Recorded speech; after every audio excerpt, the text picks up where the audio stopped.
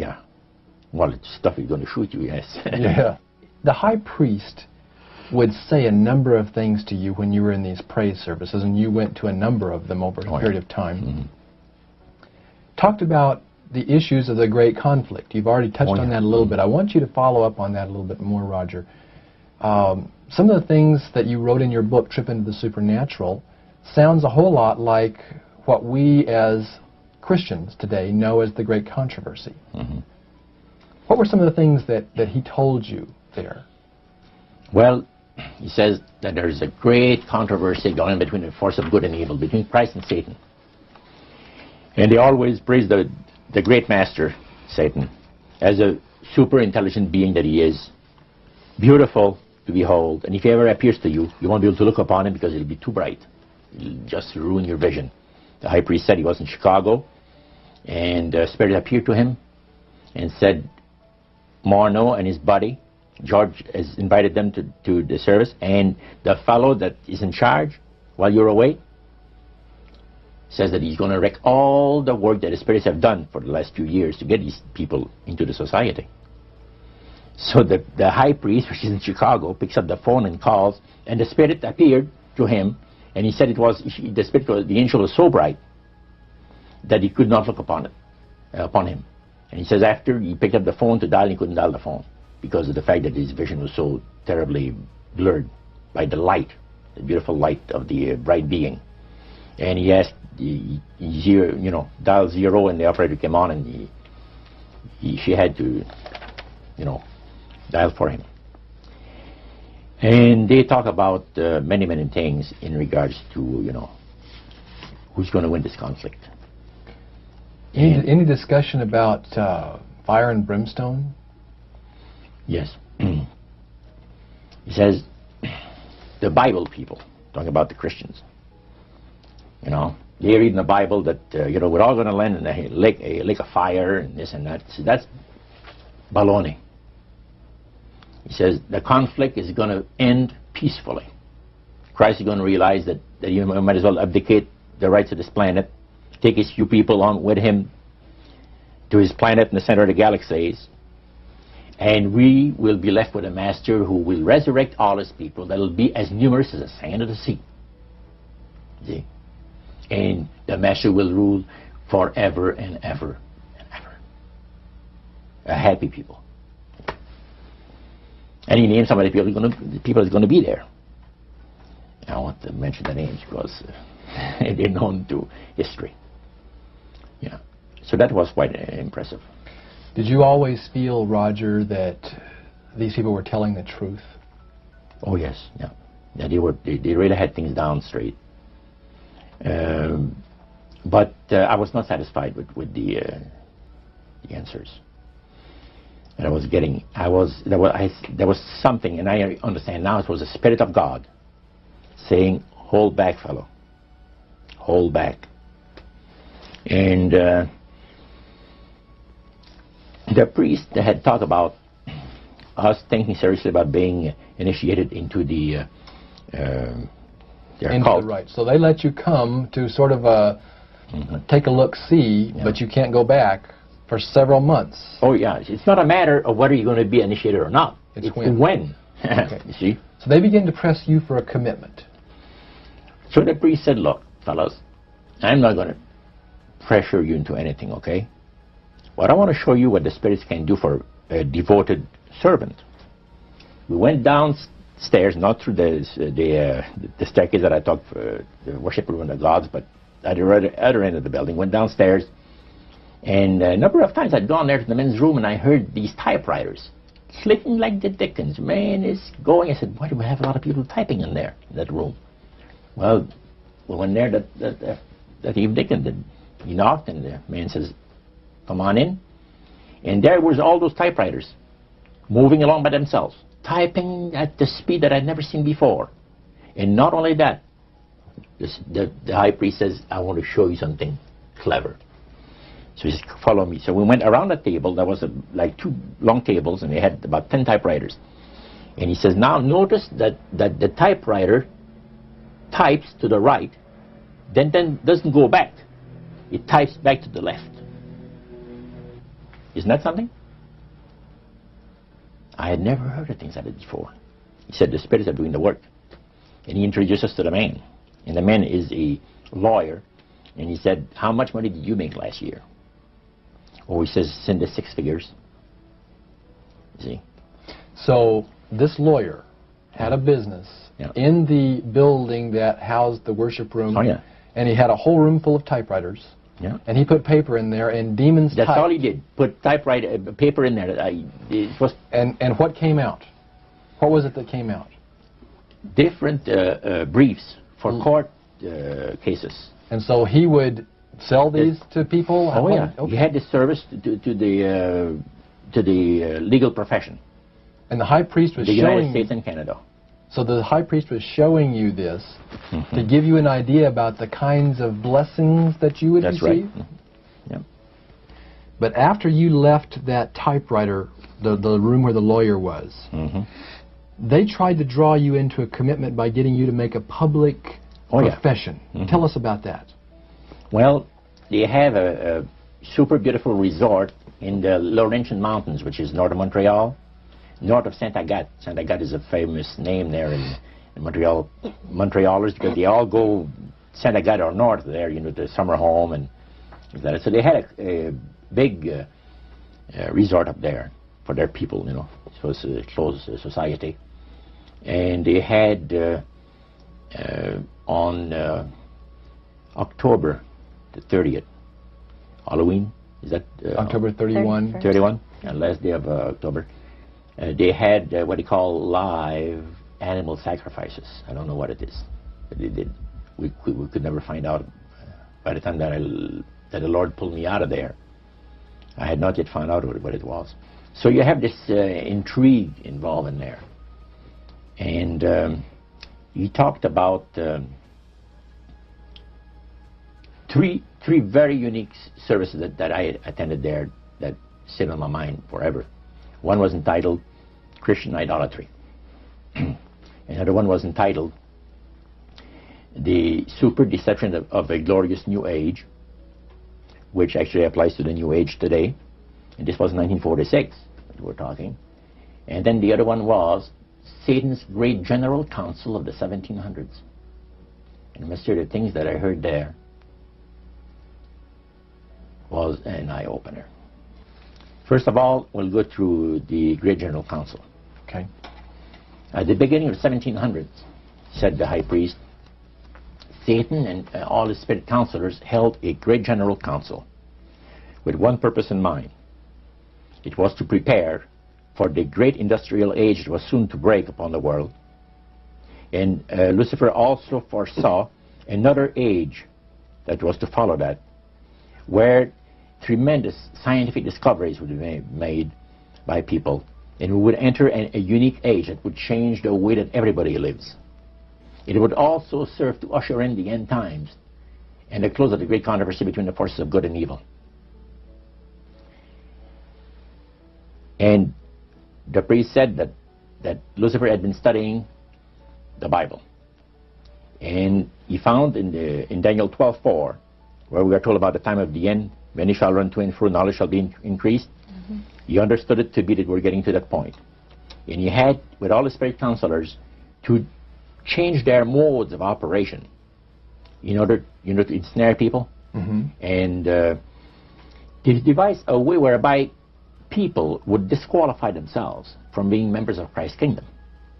And he was just very candid about this. Oh, yeah. Telling you and the rest of the group, 60 or 70 people there, the plans that close to 100 people. Lucifer had revealed to him. And by the time the council came to a close,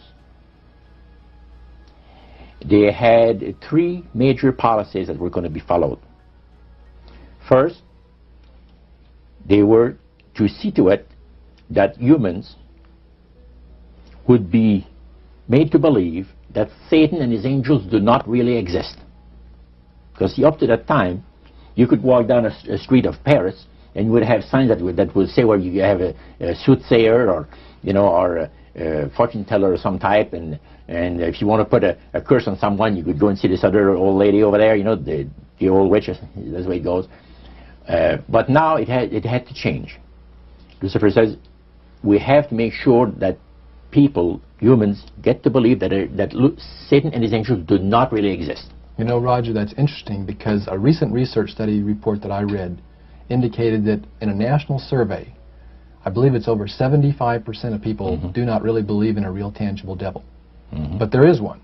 Oh, yeah. Now, the next thing, the three-parts policy that they had adopted there, the second one was to find a way of being able to get total control of people's minds. And that would be done by taking hypnotism out of the realm of the occult and introduce it as a new science for the benefit of mankind. So part of what the high priest told you was Satan's strategy to take total control of people's minds.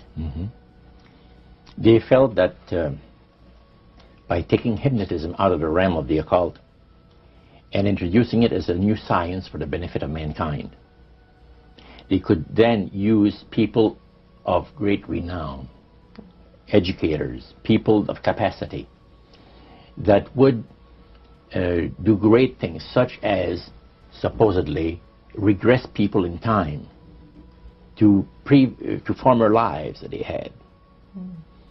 And of course, after the session is over, the person would not know a thing about ancient history, and the person that she or he has talked about performing, you know, certain deeds, we'll say 3,000 or 4,000 years ago. But this was their strategy. Now, what this would do for the thing is this, that it would create in the minds of the general public, solidly set in the mind of the general public, an unwavering trust in that great deception. In other words, people could, you know, they would believe it. This person was hypnotized, was regressing time to, you know, former lives, and did this and did that, and no deception. Maybe Alexander the Great, we'll say, you know, and some of the generals and people like that.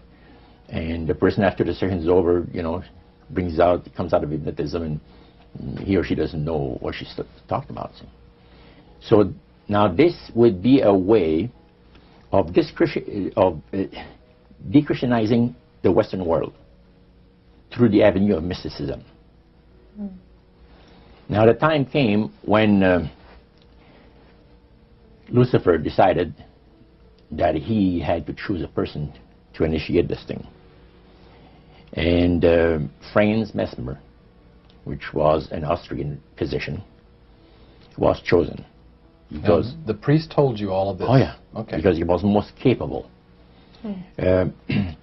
Mesmer originated a theory called animal magnetism, later on named Mesmerism.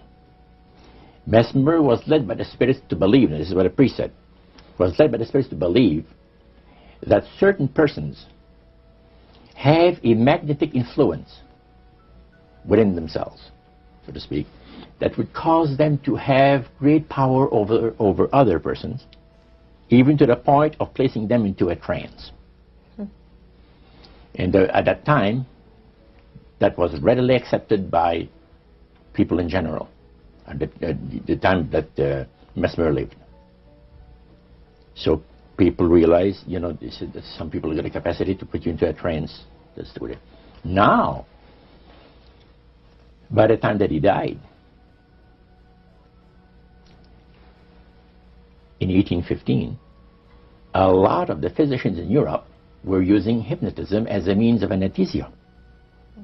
Now, hypnotism is the same as mesmerism? That's right. Okay. So mesmerism that's been developed to a higher degree of refinement. And the priest went on saying that the plan of Satan to deceive the human family this way, he says, is the most intriguing thing to his mind. And he went on saying how it was going to be brought about. He said that a fellow by the name of Darwin and another fellow by the name of Thomas Henry Huxley would be used by the spirits because in their childhood they had been hypnotized by medical doctors. And they figured that they would be real good subjects to lead the people into this belief that they had, that Satan wanted to bring into people's lives. Now, what were those 3 points again, Roger? The 3 things were, number 1, that they did not want Satan did not want the human family to think that he or his angels existed. Right. The second point that you made had to do with taking control of people's minds. That's right. The third point was what?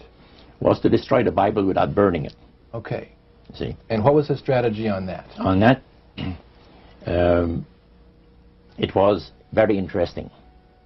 Because after the Great General Council, it was decided that Satan would tutor Charles Darwin personally in setting up the principles of his theories of evolution. He was tutored by Lucifer himself, fallen Lucifer. And at that time, it was understood, Satan and his spirit counselors understood, that if a person was led to believe in the theory of evolution, it would, in his life, destroy completely the creation week of the Bible, the fall of man, and the plan of redemption. It would do away with it. In one fell swoop. Yeah. Now, he made a unique statement. He said that according to the spirits, anyone that teaches a theory of evolution is considered to be a minister of a great religious system. See, they call it the religious system, the theory of evolution, because it is a system of schooling people and getting them to disqualify themselves and being members of Christ's kingdom.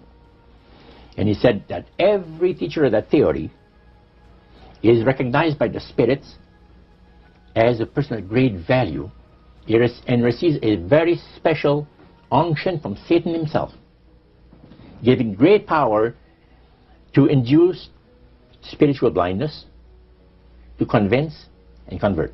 3 capacities are given to those teachers of the theory. Then, that's not all. The priest says that Satan considers the teachers of the theory of evolution to be so valuable to him that in the sight of all the inhabitants of the galaxies, he assigns a retinue of bright, beautiful angels to follow that educator all the remainder of his life. And that in the sight of the inhabitants of the galaxies is the greatest honor that he can bestow upon his workers, upon mankind, and to, until the controversy is finished. That was quite enlightening. Now, the high priest was talking just sort of like a preacher would talk up front. Was he enthusiastic? Did he seem like he had bought into this and was excited about it? Oh yeah, he believed it 100%, no question about it, everything. Why would he be so excited about spirits trying to deceive human beings? Because obviously out of this council of the 1700s, deception was a major part of the strategy. Why? Well, he says it's deception. It's like politics. You believe in one candidate, the other person believes in the other candidate, and they're fighting to get the position, and it's just a matter of who's going to be the smartest. And with Lucifer, the fallen cherubim, he's very smart. He's going to win, and Christ's going to abdicate the rights of the planet. He's going to resurrect his people, have established his kingdom that lasts for ever and ever. God won't be able to destroy him because it would be against God's, the Creator's nature to destroy Lucifer in the fire. Beside that, he said, spirits now, even spirits, have the capacity now to outlive fire. He says, you don't believe it, go to India or some of those countries where they have fire walkers. And it's done by the power of demon spirits. These people are energized by demon spirits, so they can walk on those hot coals without burning themselves. And this is what the high priest said. And he says, if you want to use fire, they can use it. It's not going to burn anybody. So that's the way they believe. So this high priest was almost talking to your group in an evangelistic fervor. Oh yeah, because he figures that he's going to be one of the higher ups in the great kingdom. Okay. Now, of the group that was there that night, 60, 70 people, I think you've mentioned before. Yeah, it varied. How many of those were people who were hardcore members, and how many of them were new inductees? Well, we were the only two youngsters there, so to speak. You and your friend. And how old were you at that time, Roger? I was about 20. 20 years old. Mm-hmm. Yeah, 20 years old. Did you have a feeling of awe over the fact that you had been chosen? Yes, in a way. And then I got thinking about this. When am I going to have to pay the price? The cost. My parents had brought me up like this. If you get involved with evil, you're going to reap what you sowed. So you want to be upright in life. And if you associate with evildoers, they'll probably land you in jail or somewhere else that you wouldn't want to be.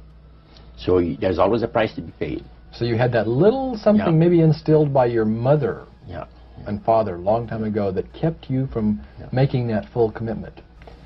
Now, one of the things that really amazed me and shocked me and made me sick at heart is when the priests talk about Christian idolatry. What is Christian idolatry? The priest mentioned that word. Yeah. Tell us what he said, Roger. He said that Christian idolatry is the most grandiose or great deception that has ever been brought upon the human family, upon mankind. And he says, and he boasted that demon spirits are continually defiling Christian churches through the avenue of necromancy by using a form of spirit worship that involves hundreds of millions of Christians into idolatry without their being aware of it.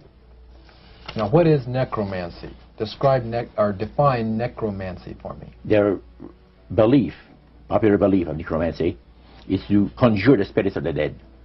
So that you can speak with someone who has died. Right. Like the seance that you originally went to was the practice of necromancy. Yeah. Now, the priest says that the super deception is brought about in only one way. Through the deceptive belief that man has an immortal soul that lives on after death. And he said that constitutes idolatry through necromancy. So he says there are hundreds of millions of Christians that are practicing idolatry while they think they're glorifying God. See? Because they believe that the soul is immortal. Yeah. They may not be talking to the supposed spirits of the dead. Oh, yeah. Contrary to popular belief, necromancy does not consist of conjuring the spirits of the dead. The reason being that man is totally mortal and does not possess an immortal soul. So who are they talking to? He says the friendly demon spirits that have always found over the centuries great delight in impersonating in apparitions departed loved ones and persons of great renown. Now, friendly demon spirits. Friendly demon spirits. Are there more than one kind of demon spirits, Yeah. Roger? Well, there's three main divisions, and then there's divisions within those divisions. You have the friendly demon spirits that seem to have the finesse and the refinement, and they're not upset about what happened when they were thrown out of heaven, from what I gather. Then you have the warriors. They like to bring misery and destruction in the lives of people. Then you have the oppressors. And the oppressors are the real wicked spirits that hate God with all of their, the Creator with all of their might, you know. So he went on explaining. He says, now, necromancy is in reality a belief, a religious belief. People believe that the dead have entered into a higher state of existence than they had when they were alive. Also that they are in a position and have the capacity to help the living here on earth. See? Then he said, he says, this is where things get really interesting. He said, according to the great master, a person does not have to supposedly call upon the spirits of the dead to receive help, you see, to be involved in necromancy. All he needs to do is to believe in life after death. Because he said, necromancy is the belief that man as a human being has an immortal soul. So anybody that believes that man has an immortal soul is involved in necromancy. It's that simple. That's the way he explained it. Yeah. So how does that constitute idolatry? By people believing that they are either talking to the saints, you see, the spirits of the dead, dead saints, or a dead relative, or a dead person of some type. And you take, for instance, like Loretta Lynn. She says on national television, and I have the date on it, that I heard it myself. She said that she was made successful in her singing career by a dear friend of hers that was the same age as she, and died when she was 18 years of age. And Loretta was trying to get into the singing world, you know, but she says, I had no success at all. Until one night I was sitting in bed reading a book. And she says, who walks right through the wall with my friend, the spirit of my friend? And she says, Loretta, I'm going to make you a very famous person in singing Western country music, and I will be with you all the time. Trust me. And she says she had a big concert once, and she was coming down with this bad cold. And she thought that her voice was going to give. She talked to her spirit and felt that she was going to be helped. And she got on the stage and she started to sing, and right in the middle of where she really needed the power, no power at all. And her spirit friend tapped her on the shoulder and started to sing for her. She said her voice went through me, the power. See? And you saw this in a television documentary? Yeah. This was, I believe, 1976 it took place. Now, the priest explained that when people believe in this business, they are actually opening themselves to be completely deceived by demon spirits, because it gives the demon spirits an opportunity to impersonate the dead, see, and for people to believe their lies. And the priest says that thrills first of all, it says it brings the great master the respect and the reverence that is due to his great name. And it makes all the other spirits exceedingly happy, because they are the ones that have worked to lead people to believe in life after death. See? And they rejoice also. And that's the extent of what Christian idolatry is all about. Friendly spirits, just to digress for just a moment. You mentioned 3 different categories, and the friendly spirits are the ones that love to impersonate being a historian or something. We specialize in that. In your experiences in the praise services or in the worship room or the other places where you were, any of the places you were, did you ever witness an event where necromancy or even something that would be popularly called channeling today took place, where you actually heard the voice of someone in response to someone's questions? A number of times, but there was one time in particular that fascinated me because it was unique in one way. The priest told us that there was a French historian that was affiliated with Montreal, University of Montreal, which is a French university, and the English university is McGill. So the University of Montreal is the French university. And this man was from Paris, but he's affiliated with the university, and he wanted to have some details in regards to Napoleon Bonaparte and one of his generals. So, by the way, there are also in other parts of the world elite spirit worshippers like the group that we had in Montreal. And he mentioned there that he said, you guys are fortunate when my friend and I went in, because you're right in time to see something very interesting. My friend there is having his devotions in the worship room of the gods, and he will use a trance medium to converse with certain demon spirits that will inform him in regards to ancient history about Napoleon. And sure enough, we went down there, and somebody came up and said he's ready for the session, and we went down there, and he said he would need 3 people. You would need 3 people, but he wanted 5 people that volunteer to be the channel for the spirit. Okay, so three of them were chosen there, and the others went back and sat down. And the man shook his head a little bit like this. His eyes went glazed, and he stayed at it for a half hour. And the spirit spoke to him. He said, I'm a spirit counselor, and what would you like to know? And he had a clipboard, the historian, and asked him some questions. This historian was from Paris. Yeah. And he was wanting information... Some detailed information about Napoleon Bonaparte and one of his generals. And so he asked the questions of one of these human beings that was channeling